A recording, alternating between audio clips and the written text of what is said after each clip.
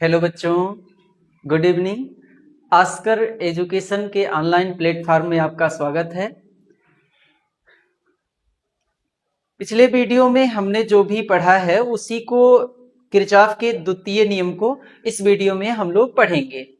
यानी द्वितीय नियम को हम किस नाम से जानते हैं?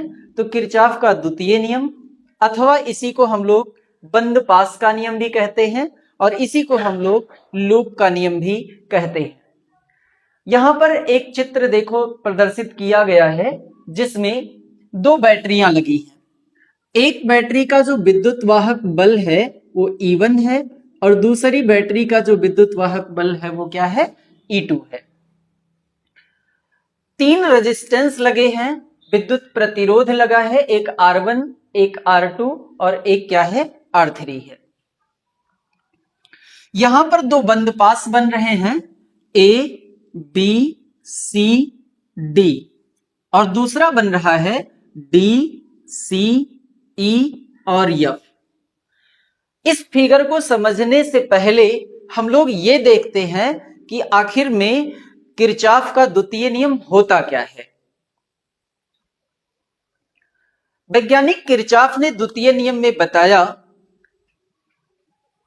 कि किसी विद्युत परिपथ के किसी बंद पास के, ये आपके पास एक विद्युत परिपथ है और इस विद्युत परिपथ के किसी बंद पास में, किसी विद्युत परिपथ के किसी बंद पास के विभिन्न खंडों में बहने वाली धाराओं, जैसे यहां पर I1 और I2 धारा बह रहा है, तो इसी बंद पास की बात किया जाए। किसी विद्युत परिपथ के किसी बंद पास के विभिन्न खंडों में बहने वाली धाराओं और उसके संगत प्रतिरोधों के गुणनफलों का बीजगणितीय योग। मतलब इस बंद पास में जितनी धाराएं बह रही हैं उसके संगत प्रतिरोध के गुणनफलों का बीजगणितीय योग उस बंद पास में लगने वाले विद्युत वाहक बल के बीजगणितीय योग के क्या होता है? बराबर होता है। इसका मतलब कि सिग्मा आई आर बराबर किसके होगा? तो सिग्मा ई के। धारा और प्रतिरोध के गुणनफल का जो बीजगणितीय योग है उस बंद पास में लगने वाले विद्युत वाहक बल के बीजगणितीय योग के क्या होगा? बराबर होगा।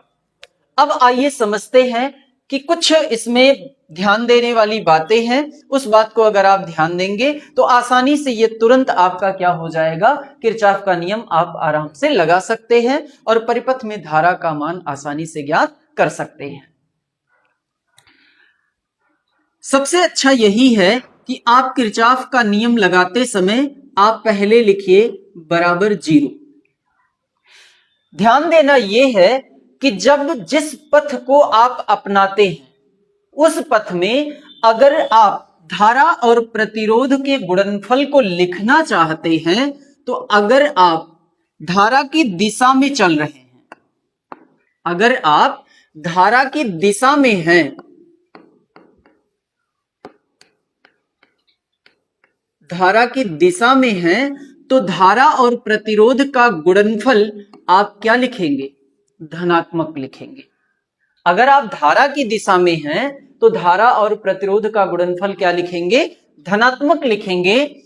और जिस पथ को आप अपनाते हैं अगर उस पथ पर चलते समय अगर बैटरी का आपको कौन सा टर्मिनल मिल रहा है?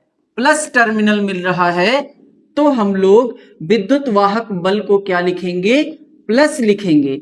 यानी चलते समय अगर आपको बैटरी का कौन सा टर्मिनल मिल रहा है? धन टर्मिनल मिल रहा है, तो उसके विद्युत वाहक बल को हम लोग क्या लिखेंगे? धन लिखेंगे। और अगर चलते समय हमें क्या मिलता है? बैटरी का माइनस टर्मिनल मिलता है, तो हम लोग क्या लिख देंगे? वहां पर माइनस लिख देंगे। लेकिन ये कब करेंगे? जब बराबर हम लोग लगाएंगे क्या? 0। अब आप देखिए, इसके लिए यहां पर जो भी है परिपथ बना है उसमें हम किरचॉफ का नियम क्या करते हैं? लगाते हैं। तो यहां पर बंद पास किसके लिए? बंद पास A, B, C, D के लिए, बंद पास ABCD के लिए हम लोग A से किस तरफ चलते हैं, B की ओर। सबसे पहला काम क्या करना है कि बराबर क्या लिखना है, 0 लिखना है। A से जैसे B की ओर चले, बैटरी का हमें धन टर्मिनल मिला, तो हम लोग क्या लिख देंगे, विद्युत वाहक बल उसका पॉजिटिव होगा, तो प्लस हम लोग लिख दिए E1। इसके बाद धारा और प्रतिरोध का गुणनफल, तो विद्युत धारा यहां से I1 निकला है, तो इसमें I1 धारा ही प्रवेश करेगा, तो I1 इंटू क्या होगा, R1। लेकिन हम लोग A से B की ओर जा रहे हैं, धारा की विपरीत दिशा में है, इसीलिए I और R का मान क्या होगा, माइनस में, तो माइनस I1 इंटू क्या हो जाएगा, R1 हो जाएगा। इसके बाद यहां पर कुछ और नहीं है, तो B से C आए, कुछ भी नहीं मिला, इसके बाद C से आएंगे D पर, तो यहां पर एक विद्युत प्रतिरोध मिल रहा है R2, इसमें धारा कितनी आएगी, I2।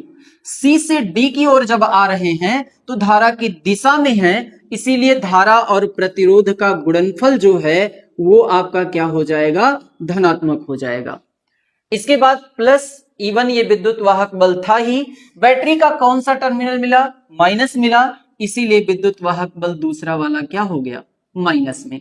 तो यहां पर आपको एक समीकरण मिला, जो कि इस विद्युत वाहक बल को इस साइड में लिख लेते हैं, तो ये मिल जाएगा I2 इंटू R2 प्लस इसको लिख लिए माइनस I1 इंटू R1 बराबर, ये विद्युत वाहक बल इधर आ गया तो E2, और ये प्लस था तो इधर आया तो क्या हो गया, माइनस हो गया।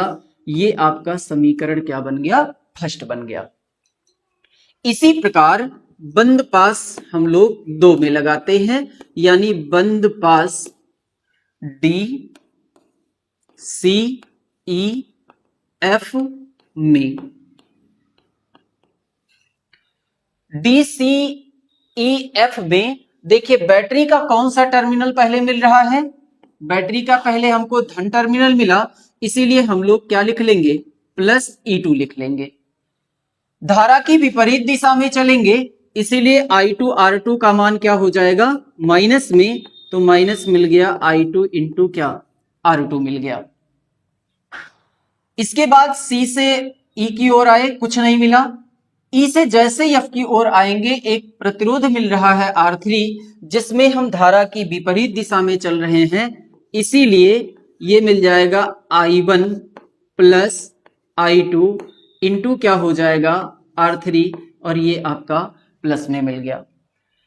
हम लोग क्या किए, इसमें विद्युत वाहक बल को इस साइड में कर लेते हैं, तो माइनस हो जाएगा I2 R2 minus I1 plus I2 एक ब्रैकेट में, और इंटू R3 बराबर किसके हो गया, तो माइनस E2 के। माइनस से हम लोग क्या कर देते हैं, गुणा कर देते हैं, तो ये मिल जाएगा आपको I2 R2 plus I1 plus I2 into R3 बराबर किसके हो जाएगा, तो E2 के। ये आपका समीकरण क्या बन जाएगा, सेकेंड। इस प्रकार से हम इस परिपथ में आसानी के साथ किरचॉफ के वोल्टता नियम को लगा करके और दोनों समीकरणों को सॉल्व करके आसानी से धारा का मान I1 और I2 का मान ज्ञात कर सकते हैं। मिलते हैं अगले वीडियो में। अगर वीडियो अच्छा लगा हो तो लाइक कीजिए, सब्सक्राइब कीजिए। धन्यवाद।